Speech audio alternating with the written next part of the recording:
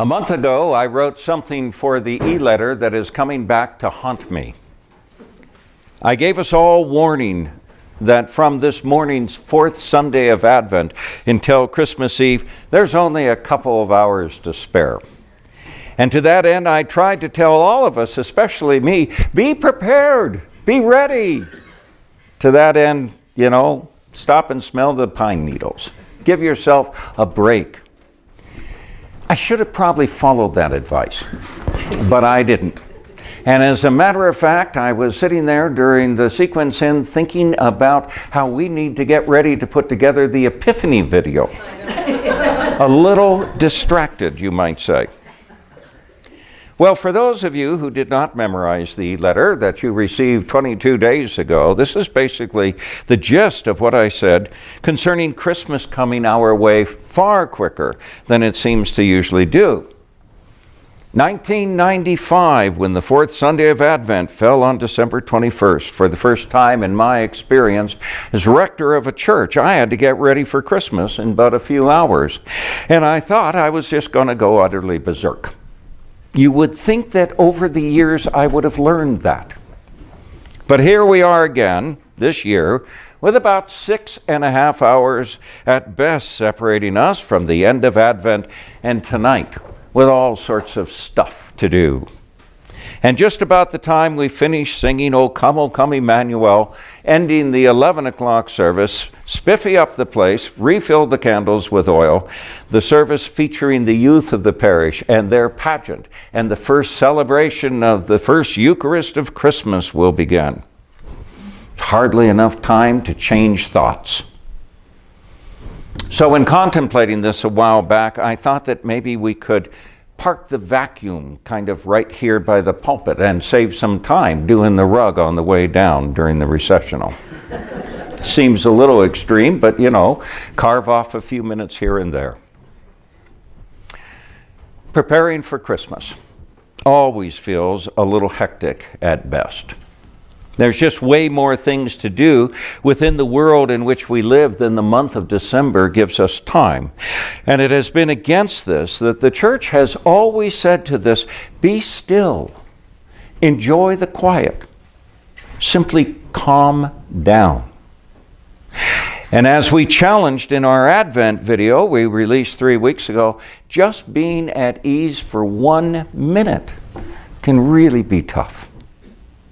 As emblematic of it from a pedestrian point of view, if you stop by Smith's or Safeway or Super One or Rosar's on the way home today, do walk by the bin with the frozen turkeys.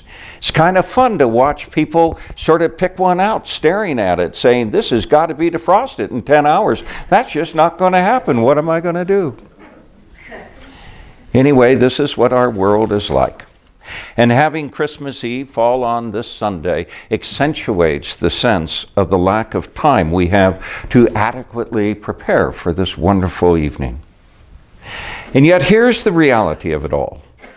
Despite the fact that the season of Advent can be as short as 21 days as it was this year, or as long as 28 days as it was last year, we still are never really ready for Christmas.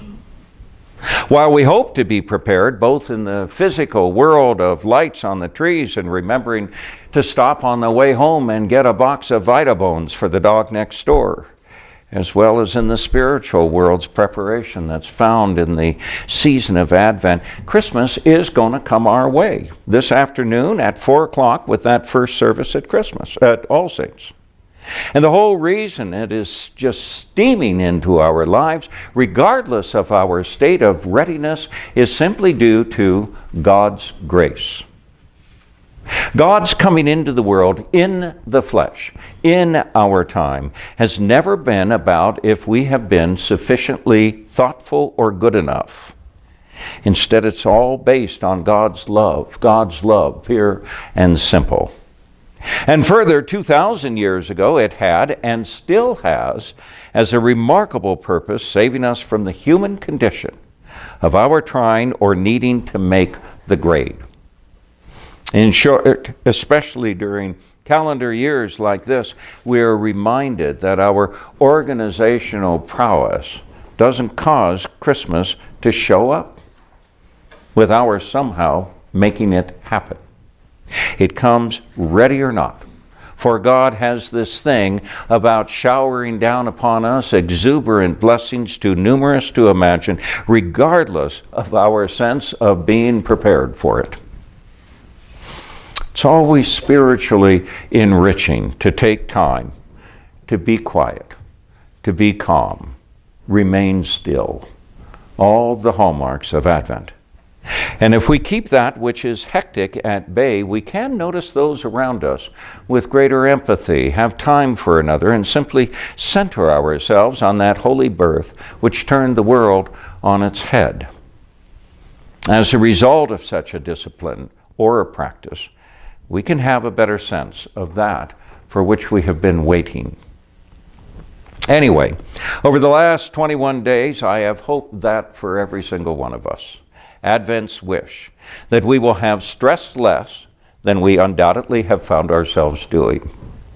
But ready or not, the love of God always comes, and there is no greater proof of such an assertion than the celebration of the Incarnation making its way to our here and now, derailing our sense that if we just get ready enough, it will arrive.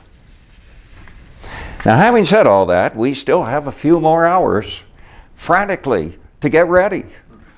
Or on the other hand, looking at this whole thing from our being called by God to just be receptive to the abundant blessings we always receive, the birth of Christ paramount among them all. It turns out that by the grace of God, we actually have a few more hours to enjoy Advent.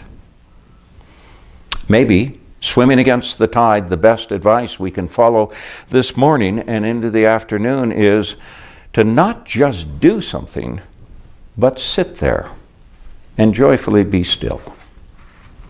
Amen.